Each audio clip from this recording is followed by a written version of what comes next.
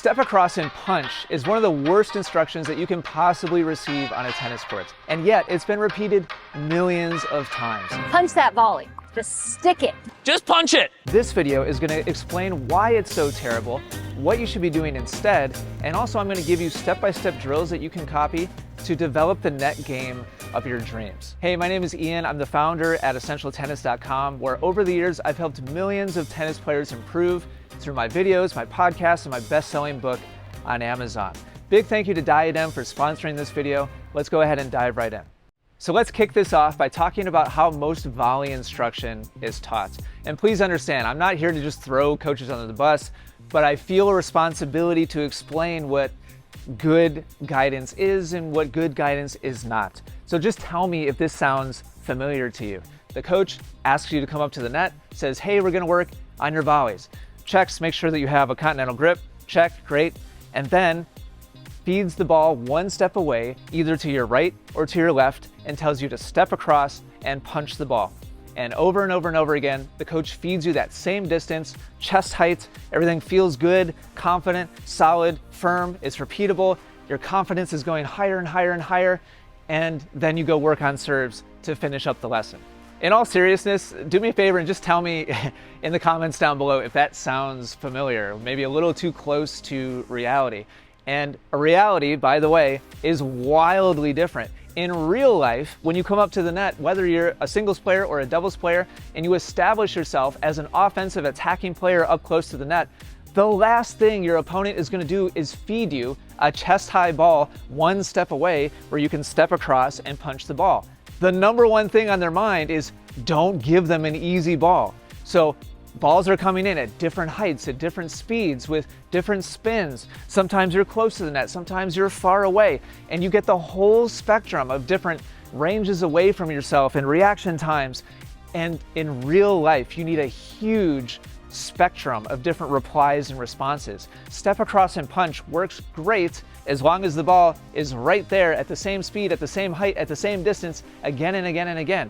But real life just doesn't work that way. So what should you do instead? What do great net players do that less than great net players don't do? Well, I think it boils down to two primary categories. I'm going to explain both, and I'm going to give you drills to work on these as well. Step one is let the racket do more of the work. These modern day rackets, like this one from Diadem, are designed to send back a tremendous amount of energy when the ball actually hits the strings. The strings are designed to send back a tremendous amount of energy. In fact, not too long ago, me and the other coaches here at EssentialTennis.com, we did a little experiment where we placed a racket, just balanced it on the court right in front of a ball machine, and fired a ball into the strings to see what would happen to the ball. So the racket is not being supported or held at all by anything. It's just sitting there on the court. So quick, in your head, what do you think happens to the racket and what do you think happens to the ball? Okay, spoiler alert, the ball goes back in the direction it came from, about half the speed that it was sent into the racket, without even holding on to the racket. So what does that mean? It means in real life, if you stand up next to the net and the ball is coming towards your racket and you just hold the racket behind the ball and you hit the strings, you're gonna make the volley as long as the ball hits the racket. You don't have to add any additional effort or force with your hand. There's no need to punch the ball. There's not even any need to step in. Can that be helpful to transition your body weight into the shot? Absolutely. But is it necessary to make the shot? Most of the time, it's actually not. And I think if most tennis players would understand how much force actually comes back off their racket, they wouldn't feel the need to do so much with their hand and their arm and their body and their feet. And they could just relax and be calm and just be precise and place the ball, which is most of being successful in tennis, not just with volleys. If this video has already been helpful, then do me a favor and click that like button. It helps with the algorithm. Thank you so much. We're about to get to some drills where I'll show you how to develop this ability to be precise and calm. But first, let's talk about step two. The second big thing that you need to be successful up around the net is to move the racket through the ball with big parts of your body, not small ones. Very frequently, we do want a little bit of energy going through the point of contact. I'm not trying to say that you should never move the racket and you should just be a statue when the ball bounces off your racket. I'm not trying to say that. When you watch elite world-class players play the game up close to the net, their racket is moving, but they're not moving the racket with their hand or their wrist or their arm or their shoulder. They're not punching through with their arm. Instead, if you slow it down and look at slow motion footage, what you'll see is rotation with the hips, with the torso, with the shoulders turning through. And so the energy delivering the racket through the ball is not small, quick, fast, like flippy parts of the body. It's big, strong, stable parts of the body. And then the small parts of the body can be calm and relaxed, which is why when you watch slow motion footage of professional players, frequently you'll see the racket actually get pushed back by the ball. It's because their hand is calm and relaxed. It's not tight and rigid. They're not punching through the ball. They're letting the racket get pushed back by the ball because frequently they want to absorb some of the force. If you're close to the net and somebody is sending you a ball with 50, 60, 70 miles an hour of energy, and you're trying to place the ball at an angle near the sideline, you don't want to add force to the ball. You actually want to take some away. This is where you have to have that calmness and almost kind of like serenity and peacefulness of the racket and actually absorb some energy.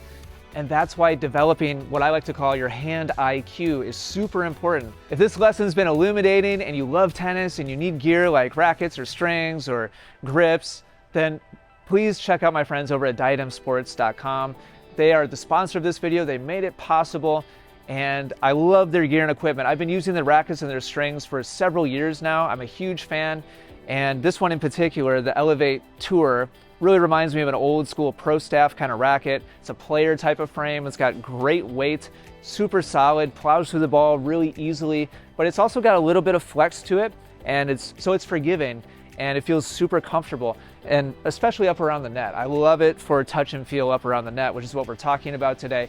So if you love that old school kind of feel, but you want a more modern racket with modern materials and modern science behind it, then highly recommend you go to diademsports.com. And if you use code ET15, you'll get 15% off all their rackets, strings, grips, and even balls too, which are fantastic. I teach with their balls. We play matches with their balls. They're top shelf. So go check them out. Huge thank you to diademsports.com. The first thing I want you to do is set up right up next to the net, so you're like arm length away from the net, and turn to the side and just put your racket out to the side.